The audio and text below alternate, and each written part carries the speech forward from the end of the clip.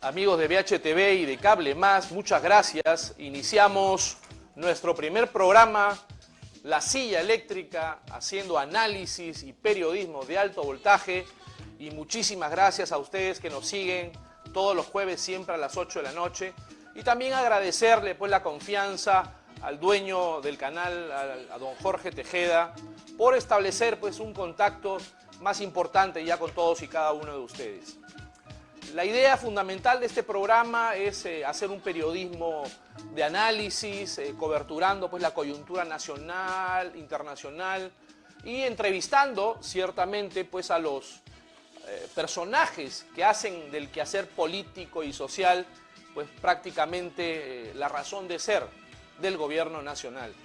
En este momento estamos con el economista Alejandro Indacochea, un reconocido economista, con lo cual vamos a conversar sobre la economía, la coyuntura nacional, qué está pasando en el país y también darle una pincelada al quehacer económico internacional. Alejandro, muy buenas noches, ¿cómo estás? Buenas noches, Alberto. Gracias por la invitación y mis mejores deseos para el programa La Silla Eléctrica. Como lo tienes visualizado, estoy seguro requerimos un programa de análisis, de evaluación, de perspectiva para el país. Sí, muchas gracias.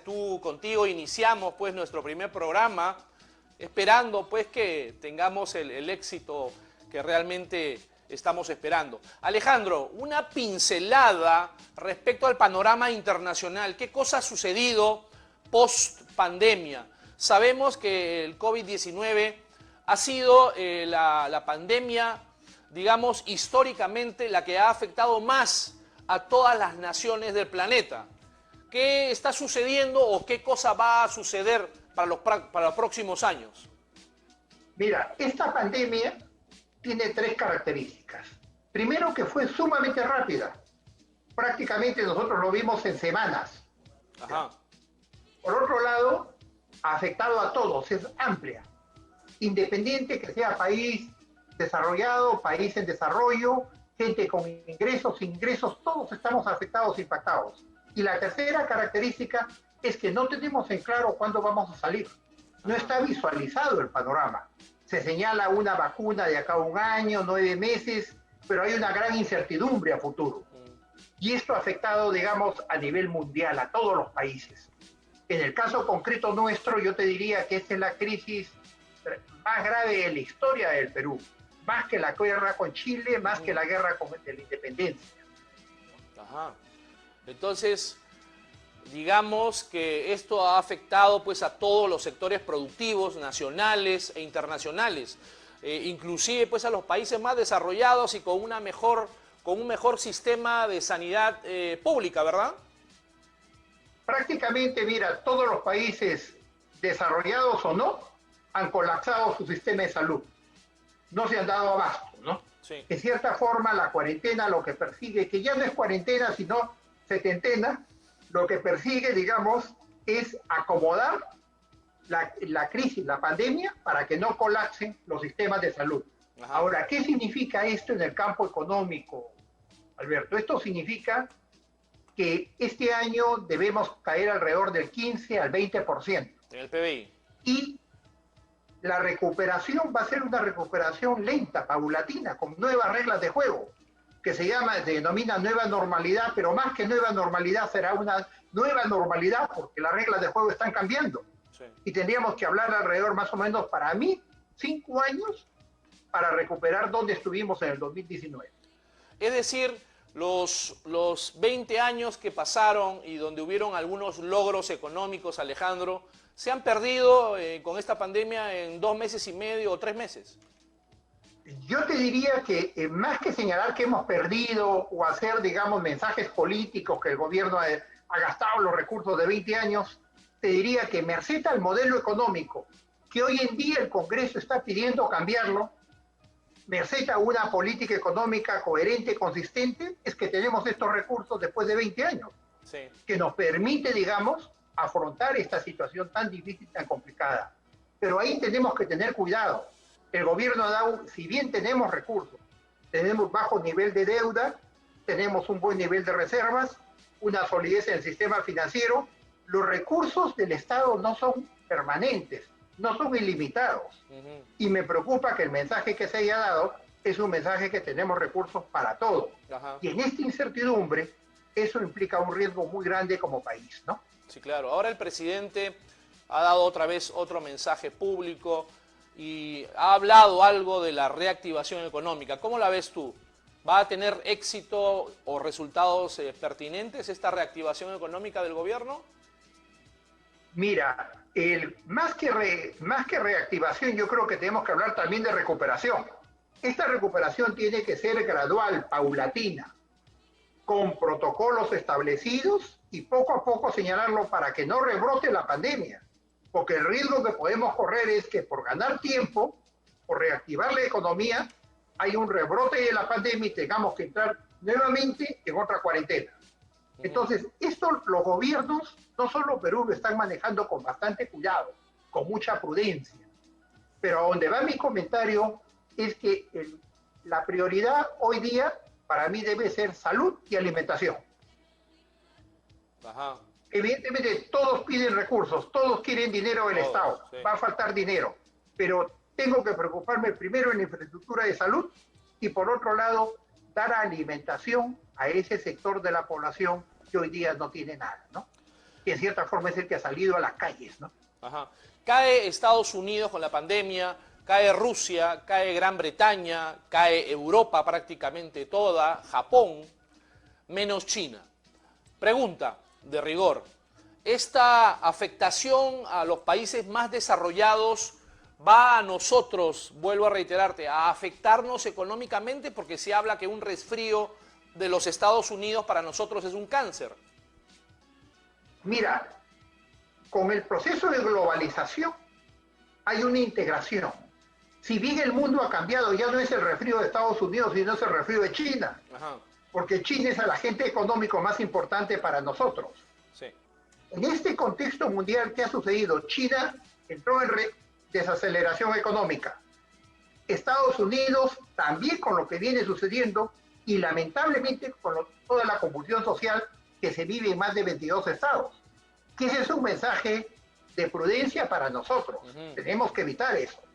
Esto va a implicar una recesión a nivel mundial, a nivel global.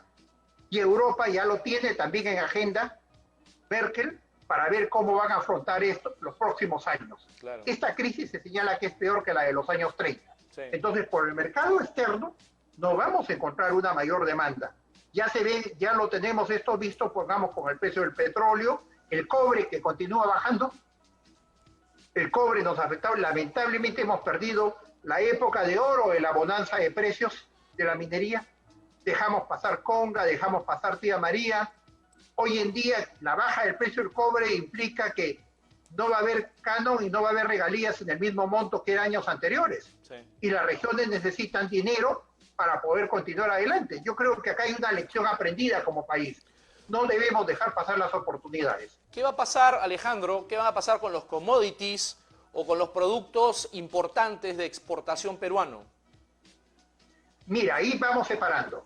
En lo que es cobre y zinc, que es lo más importante para nosotros, ¿ya? De exportación, porque tenemos en claro que 60% de nuestros ingresos de exportación viene de minería. Sí. Perú ha sido, es y va a seguir siendo país minero. El cobre tiene una caída arriba del 12% en lo que va del año, pero adicionalmente hay menor demanda. ¿No ves que hay menor producción, menor actividad económica? Sí. Entonces compra menos. Tenemos en los almacenes de Matarani un stock significativo de mineral de cobre, de las bambas, que están en compás de espera. Que Yabeco ha anunciado por el momento la supresión de sus actividades y estamos hablando de 15.000 trabajadores que están en compás de espera. Ojalá que esto se reinicie. O sea, el gobierno tiene que tomar una política de relanzamiento de estos sectores. Sí, claro. Por el lado de la agroindustria, hay productos que están posicionados en el mercado, pero nuestros productos de agroindustria son productos de exquisitez, son productos sofisticados, que con la crisis también se pueden ver afectados, como sucede el caso de los espárragos en España. Sí, claro. El turismo, sí. Sin duda, no vemos un horizonte acá claro de salida para el turismo, igual con lo que es hotelería. creo que esto todavía tiene para un mediano, para un largo plazo, ¿no? ¿Qué va a pasar con la gastronomía peruana? Vemos que hay restaurantes que ya han quebrado y no se vislumbra pues una apertura inmediata. Efectivamente, con la gastronomía, bueno, mira, el posicionamiento mundial no lo vamos a perder. Apenas se abra nuevamente la puerta, tenemos que reposicionarnos. Pero ahorita hay un problema bastante serio, sin duda, en lo que se refiere a la gastronomía peruana, a los restaurantes, ¿no? El turismo, todo el circuito turístico del sur.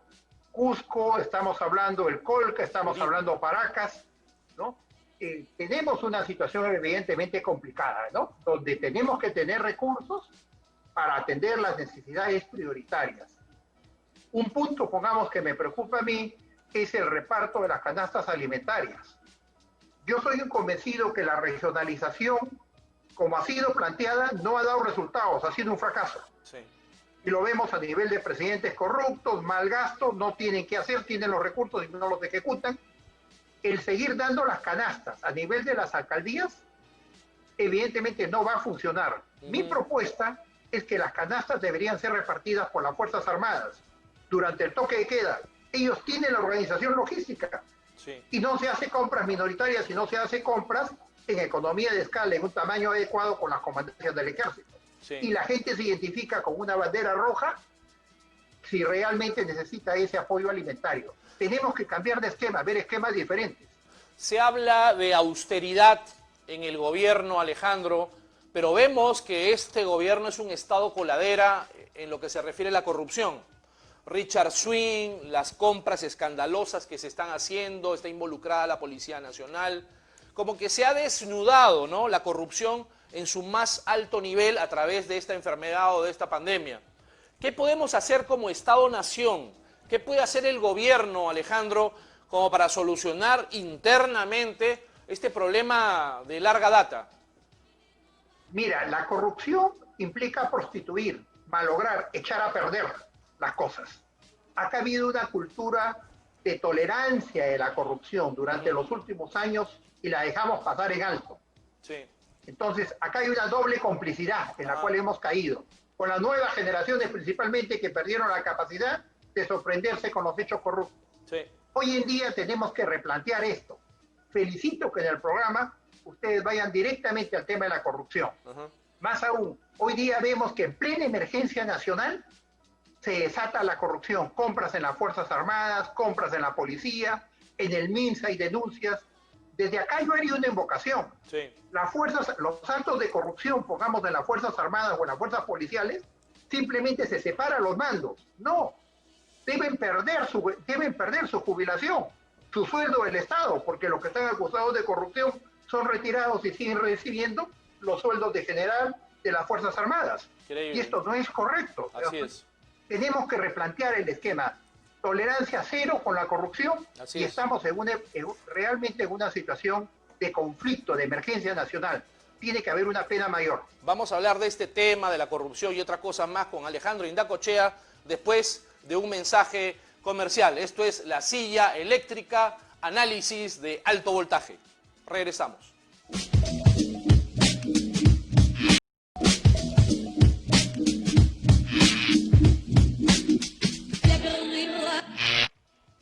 Regresamos con La Silla Eléctrica, periodismo y análisis de alto voltaje.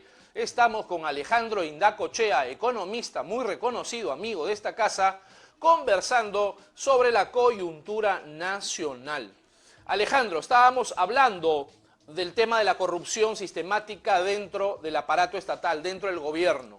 Como que este gobierno no se da cuenta de los gravísimos problemas de corrupción y de inmoralidad en todos los estamentos. Hasta incluso la Contraloría General de la República estaba sobrevalorando algunas licitaciones o adquisiciones públicas. ¿Cuál sería, desde tu punto de vista, la solución para enfrentar la corrupción en el Estado peruano, Alejandro? Mira, tenemos que entrar a una política de tolerancia cero.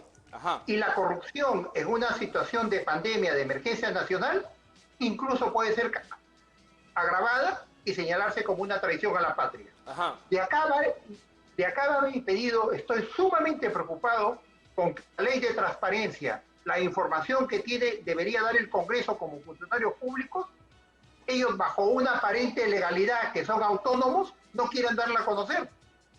Sí. Evidentemente nosotros necesitamos saber a quién le van a pagar los favores, quién los financió, quién le dio dinero en su campaña, Sí. qué leyes proponen. Pongamos, nos hemos encontrado con que esta ley de los taxis colectivos, que realmente va a ser un suicidio en muchos casos al interior del país, el que promotor de esta ley era abogado de los comités de taxis colectivos. Dándose una propia ley. Hay una contradicción de intereses. Si hubiéramos tenido la declaración de intereses, le hubiéramos pedido que se abstenga de votar, que se retire, que hay un conflicto de interés.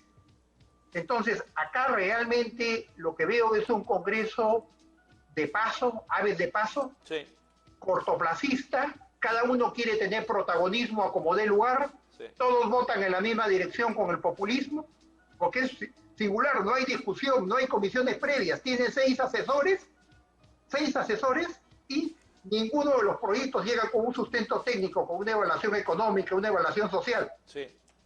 Tal vez el FREPAP sea el partido político dentro del Congreso de la República que está ahora dando la hora o obteniendo un mejor nivel, porque las propuestas que está realizando FREPAP creo que son de beneficio para la ciudadanía, ¿no?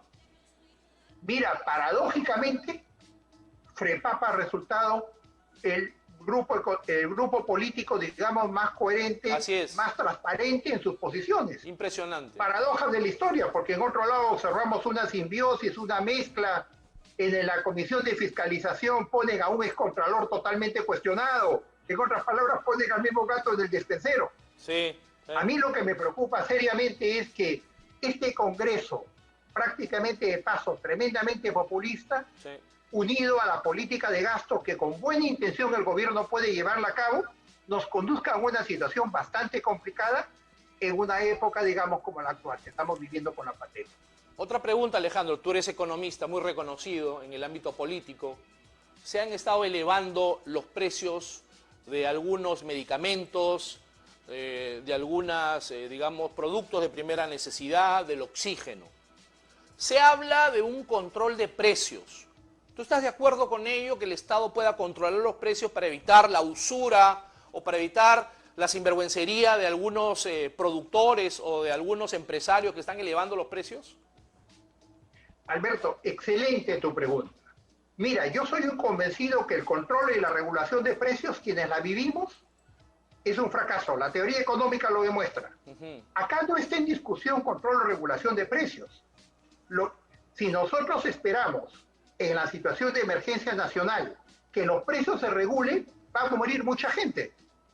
Esta es una situación de emergencia transitoria donde el Estado debe tener una presencia directa en lo que es una regulación de precios transitoria o control sobre lo que implica el oxígeno, sobre lo que implica los medicamentos básicos para el COVID-19 y por el lado de la transparencia en las clínicas privadas. Porque hoy día hemos visto que las clínicas privadas, las pruebas que a todos las pagamos, que el Estado se las da, ellos resultan cobrándolas doblemente. Entonces, no podemos permitir esta situación. Yo no hablo de control de precios. Yo hablo de una política de emergencia nacional en la cual los elementos básicos, medicamentos y la atención hospitalaria sea atendida transitoriamente. Nadie está haciendo referencia a volver a esquemas del pasado. Claro. Yo recuerdo que en el Imperio Romano el emperador Vespasiano inició también una política de control de precios, pero fracasó en su intento porque no pudo hacerlo, ni siquiera con mano dura o sancionando o poniendo leyes incluso de pena de muerte. No se pudo hacer el control de precios incluso en Roma. Entonces, qué difícil seguramente va a hacerlo aquí en el Perú, ¿no? Pero la idea no es control de precios, no estamos hablando de control de precios. Eso sería, digamos, vuelta al pasado, lo vivimos en la época de García. O de un tope para los medicamentos, por ejemplo, para el acceso, ¿no? Los productos que requerimos por la emergencia nacional sean supervisados, sean regulados. No podemos esperar pues que a la salida del hospital nos cobren 10 veces por la botella de oxígeno y el familiar se muera. No podemos esperar que el medicamento valga 3, 4 veces o en una clínica privada nos cobren el doble, ¿ya?, de la tarifa del estándar del mercado, sin tener ningún sistema, digamos, de solidaridad mínimo con la emergencia nacional que estamos viviendo. ¿Hay improvisación del gobierno en política sanitaria y en política económica en esta pandemia, Alejandro? Mira, yo diría que los tomó de sorpresa. Ya. Si vimos una reacción oportuna con la cuarentena, porque siempre hemos sido, en ánimo, la verdad, el primer país en adoptar la cuarentena, Sí. el problema ha sido la informalidad. La gente que necesita recursos día a día, menos del 50% tiene agua potable, entonces ¿cómo vas a pedir un aislamiento si no hay agua potable? Sí. Y por otro lado, tienes de que esa gente necesita ingresos. Entonces creo que la estrategia debió ir y debe ir para que ese segmento de la población que necesita el día a día, le demos canastas alimentarias. Esa es la primera prioridad para el país. La informalidad que lleva, o sea, que tenemos aquí en el Perú, aproximadamente el 70%, ¿impide acaso la regularización o la, digamos, la direccionalidad de que estas normas del gobierno puedan cumplirse a cabalidad? Cierto. ¿Por qué? Porque son informales en el día. El problema con la informalidad es sumamente complejo. Sí. De 16 millones de la población económicamente activa, solo 4 millones, uno de cada 4, tiene compensación de tiempo de servicio, vacaciones, ONP o AFP. Ajá. 3 de cada 4 no tienen nada. Entonces, hoy en día, no solamente son los formales los que están registrados, sino lo más grave viene con esa gente informal que está en el día a día, sale a ganar sus ingresos, como lo hemos visto en el caso de Gamarra.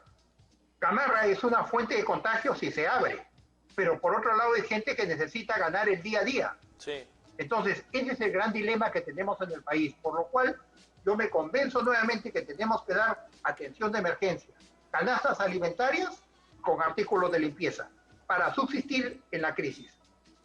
¿Cómo analizas tú, Alejandro, el tema de Richard Swing y el Ministerio de Cultura? ¿Cómo lo has visto tú?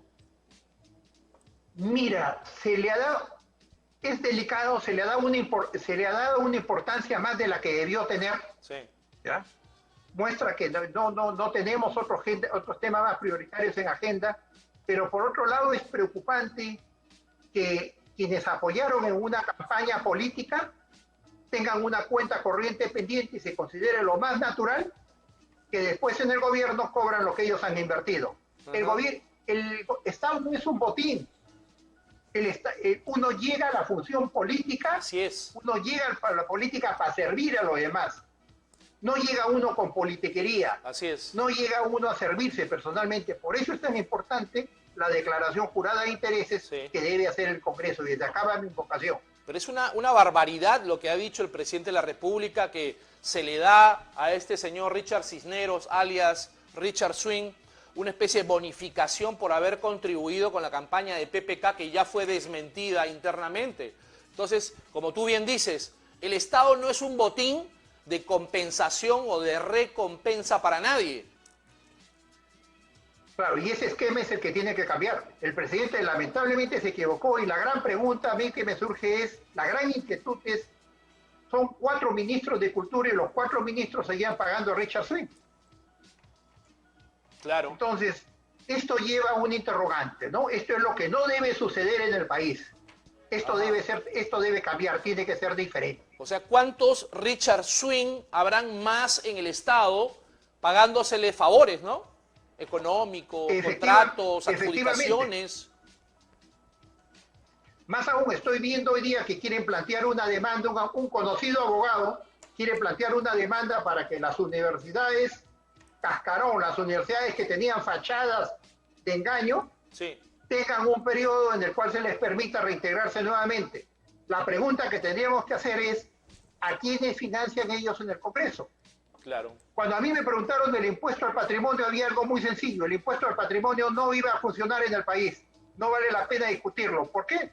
Porque en el Congreso ninguno de los grupos financiados por universidades iba a aceptar que le afecten su patrimonio. Sí. ¿Cómo ves? Ninguno, no. ¿Cómo ves, Alejandro, el tema de Donald Trump, de los Estados Unidos y las manifestaciones que se están dando, la recuperación económica del gran país del norte? Mira, una lástima, para mí una pena, que el liderazgo de Estados Unidos, la figura más prominente, recaiga en Trump, y lo estamos viendo hoy día. No solo desconoció lo de la pandemia, en el frente externo ha sido muy mal manejado el enfrentamiento con China, el muro para los latinos. Hoy día el país de mayor infección es Estados Unidos y exacerba el racismo. Para mí la sorpresa es que el racismo está latente en Estados Unidos.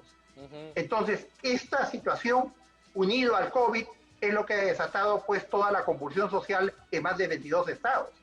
Se está hablando, el candidato demócrata plantea una reforma, una reestructuración de la policía, porque en gran parte la policía también es una policía blanca que recrimina y fuertemente a la población negra y a la población hispana. Yo creo que esta situación va a llevar a repensar las cosas para adelante.